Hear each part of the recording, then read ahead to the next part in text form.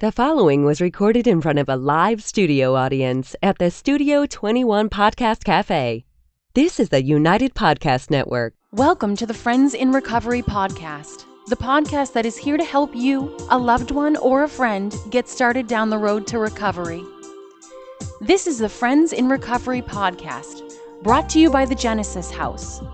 Genesis House, providing a safe, nurturing environment to heal from addiction since 1992. Please be a friend and share our message with a friend on Podbean, iTunes, iHeartRadio, or YouTube. And now, here are your Friends in Recovery. Hey, welcome everybody. Friends in Recovery podcast. Up here at the beautiful Studio 21 Podcast Cafe. We got a producer, director extraordinaire, Ed Sullivan. What's up, Ed? Yo. Yeah. Couldn't do it without him. Well, we probably could, but then we'd have Jonathan. You wouldn't want to do it. That's right. I'm Mike Miles. I'm Ed Chancho. I'm Brian Casey. And we brought Brian back for a second show, Mike. That's right. It's it was such a good guest that we locked him to the chair and had him here another week. That's right. So, I think that the topic that we decided to speak on today is really, it's right up our alley. It's in our wheelhouse, all three of us. Yeah. Genesis House, not just because they sponsor us, but I've used them so many times for friends, family, co-workers, strangers, and I've had such great results. I actually have a gentleman who'll be on a 2:30 flight out of Logan today heading down to Genesis House.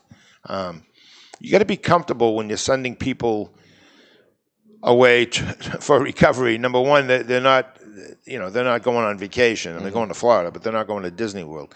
And usually their lives are in turmoil. There's a lot, nobody packs a bag and says, well, this is going to be fun. I'm going to leave all my troubles behind me. Usually there's financial problems, there's, marital or relationship problems, there's work problems, there's financial. I mean, there's so much going on. So to know what they're going to receive, the help they're going to receive, not just from the facility itself, but the people that work there, the counselors, the staff. It's really refreshing to have some knowledge that I can tell people, I've had great success. And there's a reason, and the therapist at Genesis, I know this is going to be a shameless plug for Genesis House, but the therapists there have been there.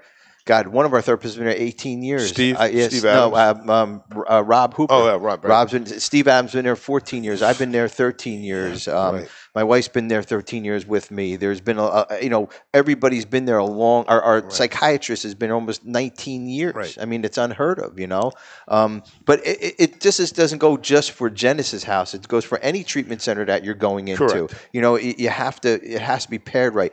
Genesis isn't for everybody.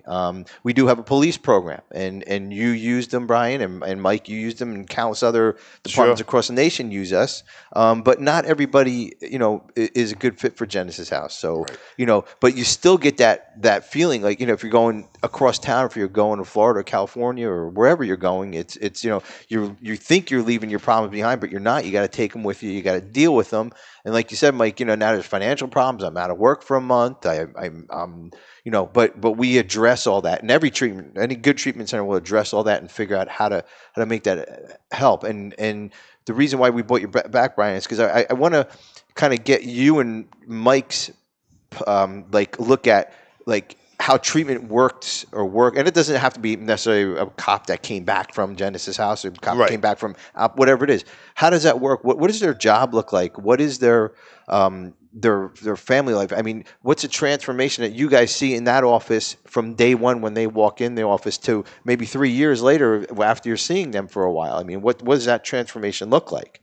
Well, after successful treatment and recovery, these agencies get back a better employee. Mm-hmm. And I get calls once in a while from treatment facilities that say, we have an officer that's going to get out, maybe not even at my agency, and they're worried about going back to work. And I'll connect them with cops in sobriety to help guide them and all that. But they often have fabulous career. Our friend Eric talks about that, Absolutely, he returned to work and has had a very good career. Yeah.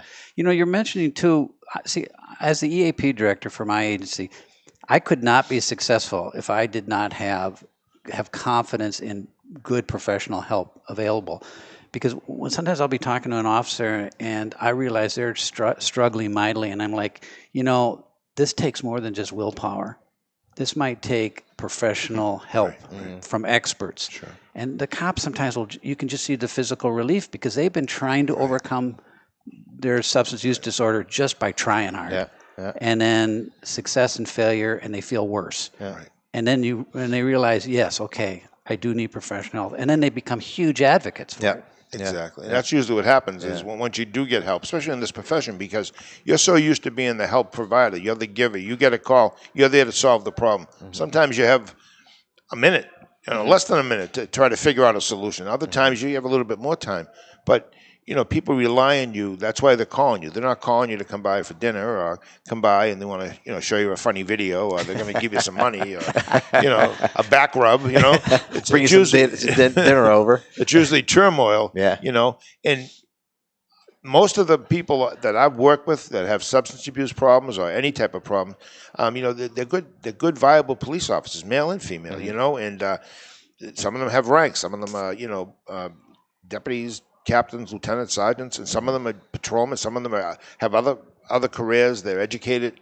But my point is, you're providing a service, and you're letting them know it's okay. When I first started recovery many years ago, as a cop, it was embarrassing. Like for me, anyway. When I went to treatment, I didn't want people to know I was a cop. I was, when I went to AA meetings, I wore sunglasses and a hat. I didn't want people to know it was me in the beginning. And after a while, I was like, I want to go to the most convenient meeting I can go to. I want to go to a meeting today. I'm going to go to one every day. Be there for you. So exactly. And I stopped worrying about that. And what I found out was no one gave a shit. No. People in the halls were so happy to have me there, Yeah. Well, the other thing too that we do at Genesis House, and we work with a lot of EAPs, and I know you guys are EAPs, but it just doesn't have to be a police officer. It could be, we work with a lot of different agencies across the country for EAPs. And I like what Mike you said, or maybe you said it, Brian. You get a better worker back. It takes a lot of training and a lot of time and money to put people where you guys are, and then you just want to toss them out the door, and then you put some young kid in there. You probably can pay them a lot less, but the experience you guys have and the knowledge that you guys have, you can't just disregard that and just throw them out the door. So anybody out there, you're thinking like, I don't care if you're a guardsman, you're a police officer, whatever you are, you have some time and you have some value for the company, and don't think that they're just going to toss you away because you went to see your EAP and they sent you to treatment. So I know officers that are in successful long-term recovery that feel actually indebted to their agency for how they got them, and that's one of the things I talk about in the book about supervision and how there's a point where you want to express confidence in them too.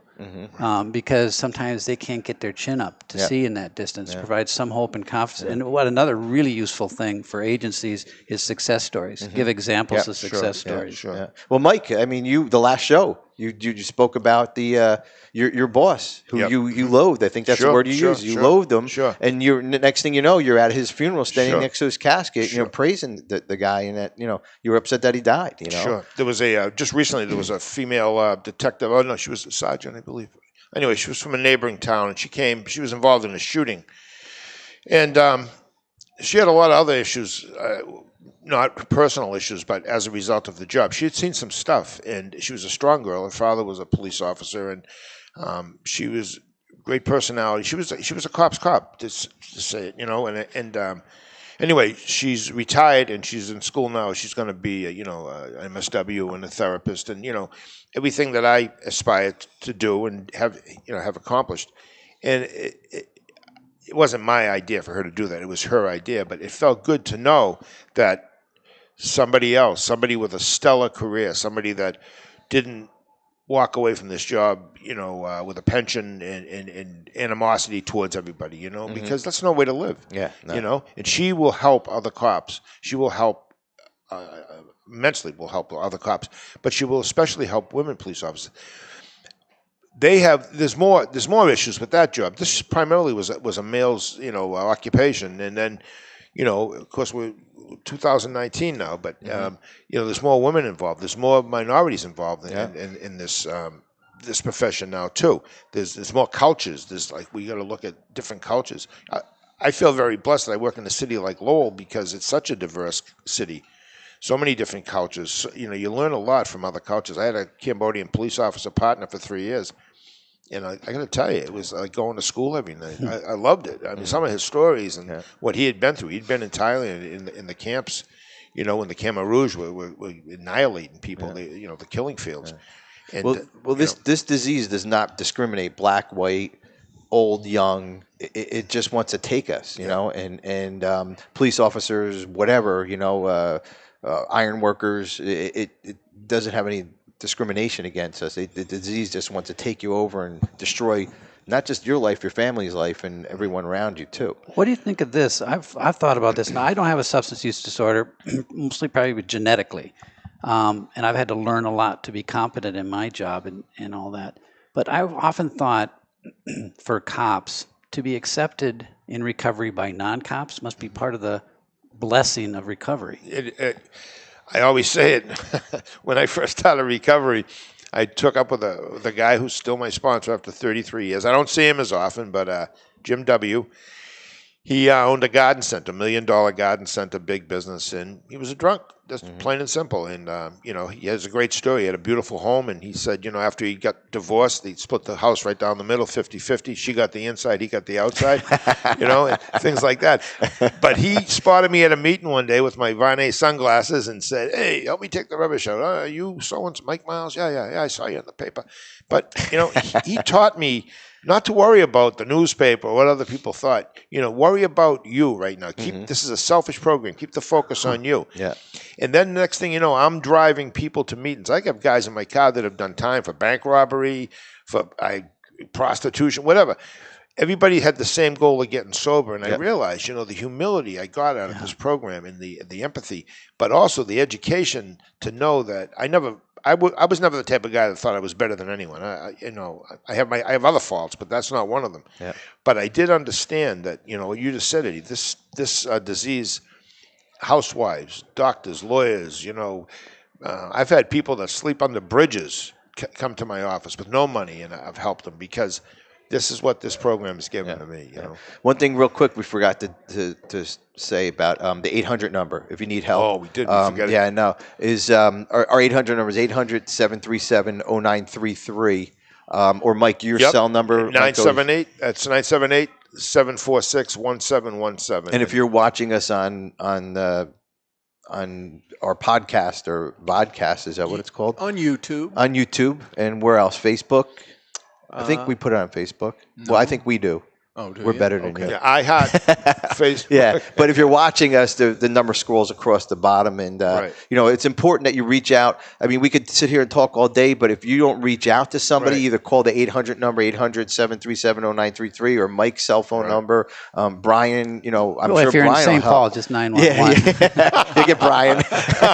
Just ask for Brian. They'll be happy to hear from you. But yeah, make that phone call and reach out to people like Mike and Brian, and even Brian isn't in recovery, but me and Brian, I've known Brian for about 8 years now, give or take, and let me tell you, you know a lot about recovery, and I remember you sitting there every time I meet you with you. I don't know if I'm doing this right, blah blah blah. You don't have to be in recovery to get it. You really don't, and you're one of those people that are right there that people flock to, and you can understand them, and you can point them in a direction, give them the support, whatever they need. You're definitely one of those people. Yeah. You like understanding knowledge. You like learning things. You always tell me when I come into town, you listen to me all the time. Why? I don't know. It's fucked up, but well, I think even in the book I talk a little bit about the culture of policing, but I spend a lot of time talking about the science of addiction, because I notice even people in recovery don't know how the reward system gets hijacked and some of the things that are going on progressively. And for the cops, one of the messages I have for them in roll call is, for some of you, mild becomes moderate becomes severe. It's actually predictable, and it's insidious, meaning it can be very slow. Yeah. So I've learned a lot. I needed to, partly because I was scared when I got in this role. I'll tell you a story real quick. So I've been in the EAP director for 5 years, and within the first week, I had an officer come to me And he said, "We're dying out here," kind of talk, and please pay attention to substance use. He didn't phrase it that way, but pay attention. And I had already planned it. I knew it was a big priority. I bang that drum every chance I get. There's some of the cops are like, "Why are you bothering us with this?" And some of it, what took you so long? A lot of precincts and firemen and don't have the people like you and Mike. Mike, I mean, Lowell's not a small city, but it's not also a St. Paul city. Right. You guys were blessed to have an EAP program. Right. St. Paul isn't a huge city like Chicago or New York, but you guys, they understand the value of you helping others. Right. Well, it starts from the administration down. If you have a chief, and I was very fortunate to have a chief, Ken LaValle, and Bill Taylor, who was on the show, who subscribed to this program and how good it's going to be for the officers and the family members too. You gotta remember, it's not. And I'm sure you too, Brian. It's not just the cops; it's the family members. They have the same problems. We're a mirror image of society. Our kids may take it a little. They might get razzed a little bit because the dad or mom is a cop. And it's difficult for them too. And I think a lot of people have the perception that if a kid's mother or father is a cop, that they should just always be good. I mean, they're kids. They're going to do exactly what the other kids are doing. Yeah, they're kids. Yeah. My kids never saw my handgun. I never talked cop to them. I never put my hands on. I was the type of, even to this day, I've never said don't drink, don't do drugs. I led by example. Yeah. And I really believe I have 3 wonderful children. I'm so fortunate, and 2 wonderful grandchildren. I mean, it's amazing. But if you lead by example, be a power of example. That's all you got to be. But I think the progression, just to get back to what you were saying, Eddie, about the disease of alcoholism, drug addiction, there's a progression that goes with it, and the progression never goes away. If you're sober 5 years, and prior to getting sober, you were a thieving, lying, stealing, just a wretch of a person, and then you find AA and you start recovering and things get better. If you pick up a drink or a drug, you can't start new. You can't go back to when you were just in the beginning, where everything was fun, you got high, it felt good. You're going to go right back to where you left off. The progression just waits for you. It goes parallel with your life, doesn't interfere with it. You pick up a drink or a drug and they're back together. And I've seen it so many times. Am I right, Brian? Well, so I rely on guys that are in sobriety at my agency and others to keep me on track, to give me clarity about what I'm doing, and also to interact with the cops. And one of my favorite guys that helps me a lot, he says not only getting recovery, but his long-term recovery. He says, I go to AA meetings. I don't actually have the desire to drink anymore. I don't. But I still have the desire to be an asshole, he says. And I thought that was just hilarious to me. It's true. And that he needs to get his life in order and maintain that. And that's really a useful attitude for him. And it just shows his healthy distrust for keeping his life in order. That it needs to be constantly attended to. Yeah. So what we're basically talking about is how to get help and who to reach out to, and treatment centers and how treatment centers can help, and just not just inpatient, outpatient also. Sure. Reaching out to the 800 number, 800. Plug Genesis House again, 800-737-0933. Right, 978-746-1717. And, not enough can be said, and it's not a shameless plug for me because off of you, Ed, because you've had loved ones down at Genesis House too. Yeah. When I went away to treatment, it was a place called Seminole Point. In 1986, the Red Sox were in the World Series against the Mets, and if you're a Boston-based sports fan, you know how that turned out. But the good news was the Yankees loved that one. And the next year, the Twins won the World Series. That's right. But if for me, finding recovery was like finding a different. I always knew who I was. I always knew I was a person that didn't have to do what I was doing, but I didn't know how to stop doing.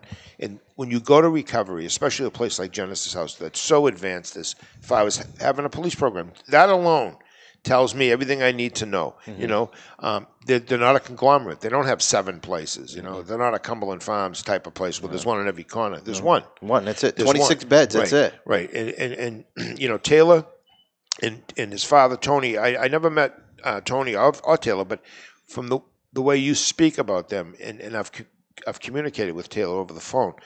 You know, it just they're heartfelt. You know, Good human beings. you can just feel it, and you know their heart's in the right place. You live in the right business, all right. Yeah. You know, if you don't like sawdust, you know, don't be a carpenter. You know, if you don't like people, don't get into the recovery business. You know. Well, that trickles down from the top. And Exactly. if you have a good boss up top or a good owner or whatever, everybody works harder and harder and harder and to kind of make this whole thing work the way it's supposed to work. And in turn, the people working harder, the treatment for the people getting into treatment they're even getting better. You know what I mean? It's just a vicious. It shouldn't say vicious, but it's a good cycle that from the top down. The outcome being the clients staying sober and clean. That's what we want for an outcome. And of course, Genesis has, and there's other good places out there too. You know what I mean? There's really good places. But of course, I work for Genesis House. But if you call us, and you need help, we'll find a place close to you. If you don't, you know, it doesn't matter. But I'm just saying that, you know, the place I've used the most in the last several years has been Genesis House. I'm very pleased. But I've used other places too that, you know, if you have a special insurance that doesn't jive with, you know, some facilities, we'll find a place for you. Absolutely. We'll help you. Call us and we'll help you. If you don't have insurance, whatever. I mean, even people without insurance deserve, I think we spoke to a couple of shows ago, they deserve help too. Just like, you know, if you make a phone call to me, Mike, and I know you too, Brian, it doesn't matter what you have, who you are, we're going to help you get somewhere. We're going to help you do something. So do you want to tell us about your book real quick, where to get it? Go to goodcopgoodcop.com or order it on Amazon. Group orders, like an agency, for example, can order them directly from the publisher through goodcopgoodcop.com. It's a great book. Thanks so much, guys. What a pleasure. Brian, what an honor. You're an inspiration for me and a lot of help. And it was great having you on the past 2 shows. And think you come back for a third? Yeah, I'll have to. Not today, though. Not a trick question. Not today. I was going to make a joke, but I'll let it go. Well, guys, that's it. Thanks, Ed. Good seeing you. Thanks, guys. Stay sober. Thanks, Ed Sullivan. Thank you.